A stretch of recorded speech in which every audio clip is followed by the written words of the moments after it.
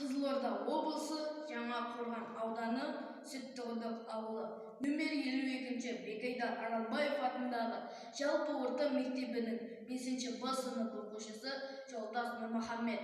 Абай Құнанбаев: жүректе қайрат болмаса, ұйықтаған ойды кім түртпек? Ақылға сәуле қонбаса, хайуанша жүріп күнелтпек. Аспаса ақыл қайраттан, тереңге бармас үстірттер. Қартаңның ойы шар тартқан, әдеті жеңіп күңгіртте. Тән сүйгенін бермесе, жан шыдамас жан ашып.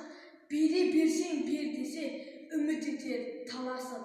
Малда да бар жан мен тән, ақыл сезім болмаса, тіршіліктің несі сән?